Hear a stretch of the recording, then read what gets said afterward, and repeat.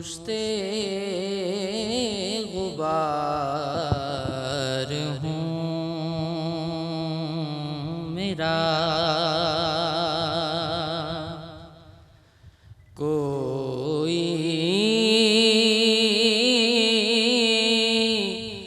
نہیں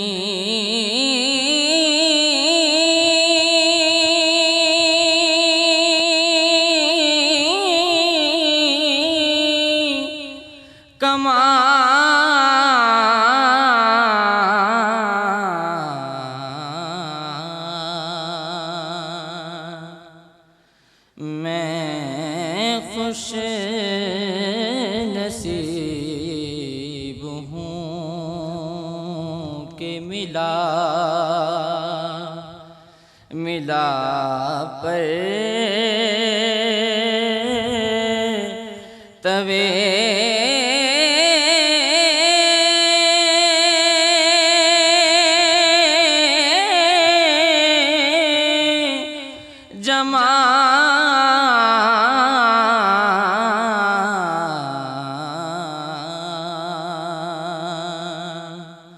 مشت غبار ہوں میرا، ہر ذرہ نور نور ہے، اس ذات کے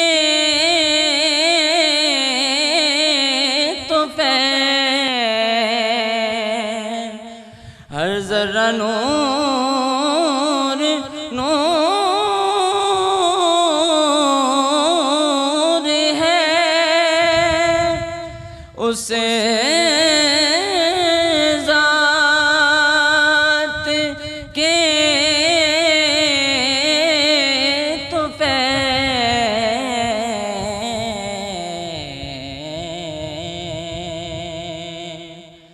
وہ ذات جس کی دہر میں ممکن نہیں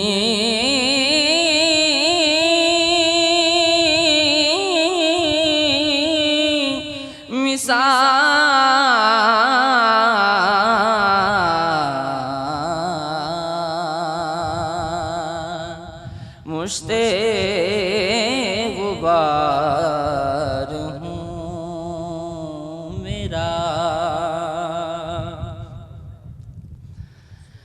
میں کس طرح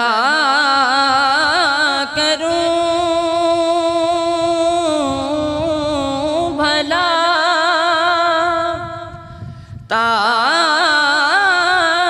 تعریف آپ کی، میں کس طرح کروں بھلا تعریف آپ کی،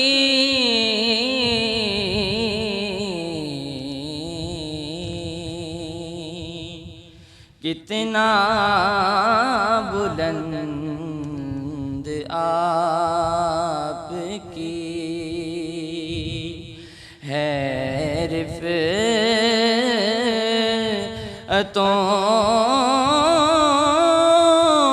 کہا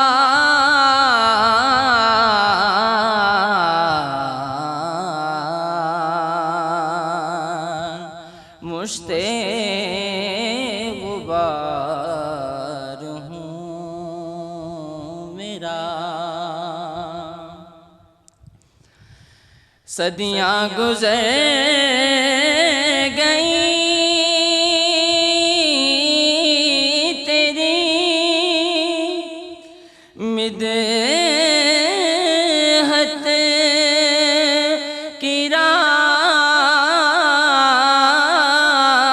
میں، صدیاں گزر گئیں تیری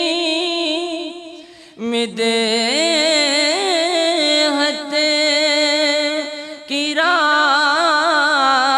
میں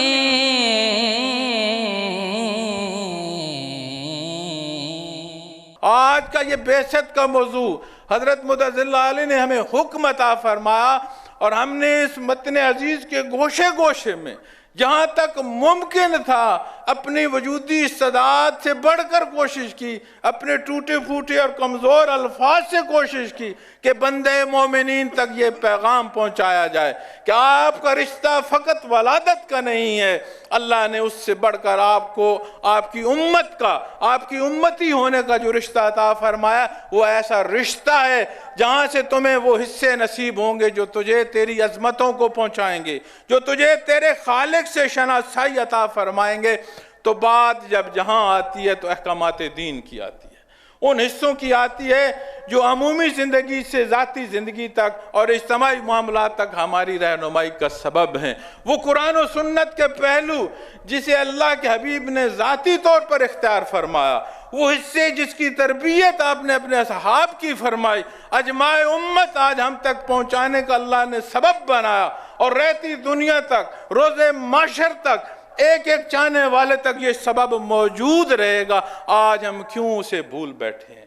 آج ہم اپنے معاشرے کا اگر خیال کریں تو یہ جو تفریق ہے، یہ جو بہن بھائیوں میں جھگڑے ہیں، یہ جو والدین اور اولاد کی دوری ہے، اس معاشرے کی تلخی کو دیکھیں تو یہ باتیں اس سے پہلے آ جائیں گی، جو ہمارے مذہبی جھگڑے ہیں اس سے پہلے گھروں میں جھگڑے ہو جائیں گے۔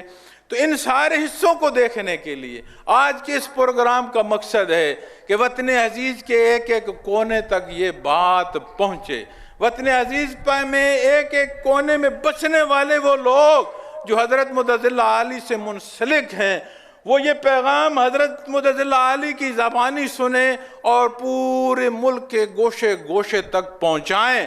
ہم مکلف اس بات کے نہیں ہیں کہ کس حد تک تدارک ہو سکتا ہے خرابی کا، ہم اس بات کے مکلف نہیں ہیں کہ ہمارے عمل سے کتنی بہتری آئے گی، یہ سارا میرے اللہ کی دستور قدرت میں۔ ہاں ہم مکلف ہیں اپنے کردار کے، ہم مکلف ہیں 6 فٹ پاکستان کے کہ کیا اس پر، اس ماہ مبارک کی اظہار محبت نے ہم نے غور کیا کہ کیا وہ اس میں نسق و نسق ہم نے نافذ کیا جو اللہ کے حبیب نے اپنی ذات پر نفذ کیا، جو اللہ کے حبیب نے ہمارے لیے پسند فرمایا، اللہ نے ہمارے لیے پسند فرمایا، تو پھر بات سمجھ آئے گی کہ ان محافل میں آنا کیا ہے، ان محافل میں سوچنا کیا ہے، اس میں شریک ہونے والے کی اگر یہ نیت ہوگی تو حاضرین محفل میں گزشتہ 1 ہفتے سے دیکھ رہا ہوں، آپ آنے والوں کو بے شک تکلیف ہوئی ہوگی۔ کوئی بھی پروگرام جو انعقاد کیا جاتا ہے وہ ایک ظاہر میں ایک حصہ ہے، اس کے پیچھے بے شمار کام ہے۔ میں نے یہاں آنے والوں کے لیے بھی دعا عرض کیا کہ اللہ تمام کا آنا قبول کرے، لیکن میں نے اپنی آنکھوں پر اس سٹیج پر بیٹھ کر اپنے اسی نظام کے دوستوں کو دیکھا ہے، وہ آپ کے لیے اپنے ہتھوں سے پتھر اٹھا رہے تھے زمین پر سے، وہ آپ کے لیے مٹی بچھا رہے تھے کہ آنے والے جو مہمان بیٹھیں گے ان کے لیے سہولتوں میں دعا گو ہوں، ہر اس حصے کے لیے جسے کوئی یہ نہیں جانتا کہ اس نے اپنے اس پروگرام کے لیے کتنی محنتیں کی، کہاں تک اس نے اپنے اسباب اختیار کیے، لیکن یاد رکھنا ہمارا یہ عمل کسی ذات کے لیے ہے نہیں، ہمارا یہ عمل اس ذات الہی کے لیے، باری تعالیٰ کے لیے ہے جو ہر ایک کا عمل بھی جانتا ہے اور ہر ایک کی نیت بھی جانتا ہے۔ قابل احترام احباب گرامی، اللہ جل شانہ آپ کا آنا قبول فرمائے اور ہماری زندگیوں میں وہ مثبت تبدیلی عطا فرمائے جو اس وطن عزیز کے لیے ضروری ہے، اور روز معاشر کی وہ فکر عطا فرمائے جس روز عمومی بندہ بھی کھڑا ہوگا حساب کے کتاب کے لیے، اور وہ لوگ بھی کھڑے ہوں گے جن کے پاس جو اختیار ہے، جو صاحب اختیار ہیں۔ میں نے اپنے حصے کا اگر حساب دینا ہے تو صاحب اقتدار نے اور اس نے اتنے حصے کا دینا ہے جہاں تک اس کی دسترس ہے، اور وہاں کوئی شے کام نہیں آئے گی سوائے اتباع محمد الرسول اللہ صلی اللہ علیہ وسلم۔ کہ حضور اکرم صلی اللہ علیہ وسلم کے لیے انتخاب کس کا ہے؟ آپ کس کا انتخاب؟ رب العالمین کا۔ آپ کا نور آدم علیہ السلام سے لے کر حضرت عبداللہ تک کن پیشانیوں کن پشتوں میں جائے گا اتفاق نہیں تھا، رب العالمین کا انتخاب تھا۔ حضور اکرم صلی اللہ علیہ وسلم کا ارشاد ہے کہ میں آدم علیہ السلام سے لے کر عبداللہ تک کسی ایسی نسل میں منتقل نہیں ہوا جس میں نکاح نہ ہو۔ ہمیشہ میرا نور حلال اور جائز راستے سے منتقل ہوا ہے۔ اس کا مطلب ہے رب العالمین نے چن چن کے بندوں کو عطا فرمایا۔ آپ نے کہاں پیدا ہونا ہے، کس گھر میں پیدا ہونا ہے، اس کا انتخاب تھا۔ کس دن کس لمحے پیدا ہونا ہے، اس کا انتخاب تھا۔ کہاں بچپن گزارنا ہے، کس کی گود کو سنوارنا ہے، اس کا انتخاب تھا۔ کہاں وحی کا نزول ہونا ہے، کس لمحے ہونا ہے، اس کا انتخاب تھا۔ آپ کا کون سا دن منانا ہے، اس کا انتخاب کون کرے گا؟ یہ کس کا حق ہے؟ اسی رب العالمین کا حق ہے۔ اس نے کون سا دن چنا ہے؟ وہ کہتے ہیں لَقَدْ مَنَّ اللَّهُ عَلَى الْمُؤْمِنِينَ، یا سارے احسان تو اس کے ہیں، ساری کائنات اس کا احسان ہے۔ یہ ہوا، بادل، پانی، یہ زمین، آسمان، یہ نعمتیں، والدین، اولاد، گھر بار، دوست احباب، ملک، حکومتیں، اقتدار، دولت، سب اس کے احسانات ہیں۔ صحت، حیات، سب اس کے احسانات ہیں۔ کہتا ہے یہ تو ہیں سے تو سب پر ہیں، ایک احسان میں نے اپنے ایمان والے بندوں پر کیا جو بے مثل و بے مثال ہے، جس کی مثال کائنات میں نہیں ملتی۔ وہ یہ ہے کہ بعث فیہم رسول، میں نے ان میں اپنا رسول مبعوث کیا۔ اس نے نہ وصال مبارک کے دن کو چنا، نہ ولادت مبارک کو، اس نے بعثت عالی کے دن کو چنا ہے۔ رب العالمین کے انتخاب میں کیا حکمت پوشیدہ ہے؟ ولادت باسعادت پہ ہم برکات کا ذکر کرتے ہیں، معجزات کا ذکر کرتے ہیں۔ وصال پہ کوئی درود و ارواح کرے گا، اپنی بخشش مانگے گا آپ کے حوالے سے۔ بعثت کی بات آئے گی تو آپ صلی اللہ علیہ وسلم کے پیغام کی بات ہوتی ہے۔ بعث فیہم رسولا منہم، انہی میں سے میں نے ایک اپنے حبیب کو پیدا کیا، ایسا بندہ پیدا فرما دیا جو کائنات میں بے مثل و بے مثال ہے، جس جیسا دوسرا کوئی بندہ میں نے پیدا فرمایا نہیں۔ یا اللہ ایسا کیا کمال ہے؟ فرمایا یتلو علیہم آیاتی، میری باتیں بندوں کو سناتا ہے، بندوں کو مجھ سے ہم کلام کر دیا ہے، کر دیا ہم سخن بندوں کو خدا سے تو۔